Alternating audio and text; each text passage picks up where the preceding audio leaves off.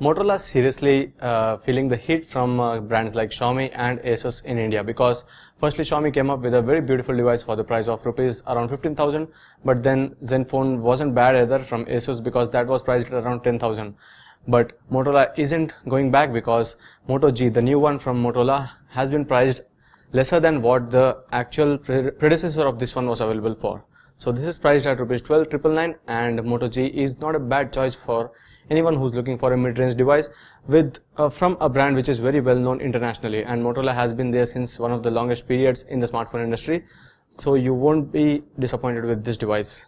This is the Moto G, the new Moto G 2014. Motorola has not changed any name for this. It's not Moto G2 or Moto G Plus 1 or anything either. It's Moto G again, so don't be confused. While you're purchasing this device exclusively from Flipkart, you need to know that this is a 5-inch device and not a 4.5-inch, which was the first one. So this is a 5-inch smartphone with Snapdragon 400 powering, and you get to see an 8-megapixel camera on the rear side while a 2-megapixel on the front one.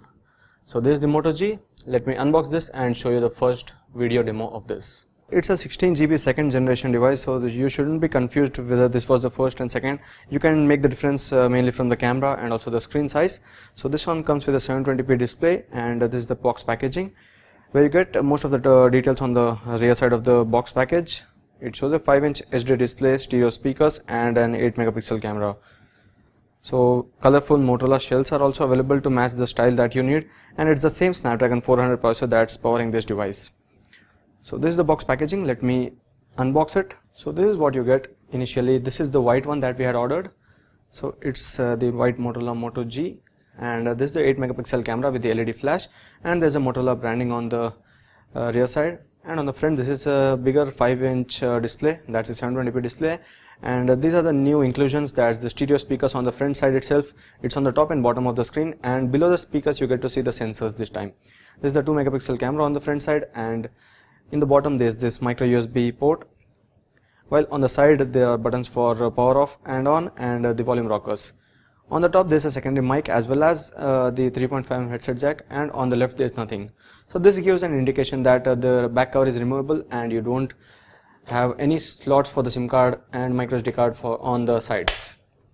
So this is the back cover that we had removed, and it's a plastic back cover, and unlike the last time, you don't have to press anywhere in the center. It's easily removable from the micro USB slot.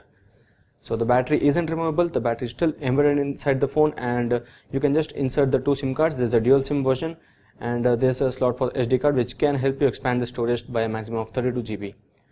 So this is the device. Let me check what all comes. Earphones with the 3.5 pin. This is the travel adapter with the micro USB pin. So this isn't the USB cable, so you don't get a USB cable along with this. This is the direct wire with the travel adapter combination. This is Motorola's first of all the language guide. This is the Hindi language guide, and this is the English one. So these are the startup guides from Motorola. Next is this smart, safe and protected manual in both English and Hindi, and this is the warranty card. So these are the booklets that you get in the box package. Now let's start off the device and check out how good the interface would be. Although we know that this is the stock ROM, and you won't find anything really interesting because it's the stock ROM, but for those who don't like the huge bloatware that you see from various other brands, this is a pretty good one. Starting off for the first time, it shows the new powered by Android logo that is seen on the recent Android devices. So this is the welcome page, where you have to select the language first, and you'll have to connect to the Wi-Fi. We'll do that later on. Let me skip everything. Accept the privacy. So I'll do all this later on. First of all, let me go to the interface and check out how good or bad it is. So basically, because I have always liked Motorola's interface, this is a very neat interface that you always get. It's the Android 4.4.4 KitKat OS. Let's check that first. This is the Android 4.4.4.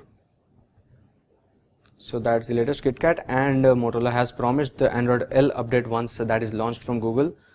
So you won't ever have any older versions of Android on the Motorola devices, as it has been the case in the recent smartphones from Moto X. So these are the pre-installed applications. There's Motorola Alert, Motorola Assist. So these were the applications that were announced along with the Moto E and Moto G second generation, not the second generation, the smartphone which was introduced again with the microSD card slot a few months back. So other applications are the Google Play services applications such as the camera application, Chrome, Gmail, Drive, Google Plus, Google Settings, Hangouts, Google Maps, Photos, and YouTube. So these are all the Google based applications. There's also Quick Office for the documents, Play, newsstands. There's Motorola Migrate for those who wanted to migrate from a previous smartphone. Most of the settings, the contacts and everything can be easily transferred using the Motorola Migrate application. So you can change the wallpapers from here, and Motorola has included a few good wallpapers this time. So you can also do the same from the gallery. So these are the pre-installed applications, and that was the Android OS version. So this is a dual SIM smartphone, so you get to see these dual SIM settings. We'll show you the entire settings, and we'll show you the entire review later on after we use the device for a few days. There's the Motorola ID option and Motorola privacy, apart from the other basic settings that you get in the Android OS. And there's this Google Play Store for you to install any application that you want. These are all the Google Play services that you get to see here. So one of the interesting things in this new smartphone was the camera, because this is an 8 megapixel camera when compared to the 5 MP camera in the previous device. So this is an 8 MP one.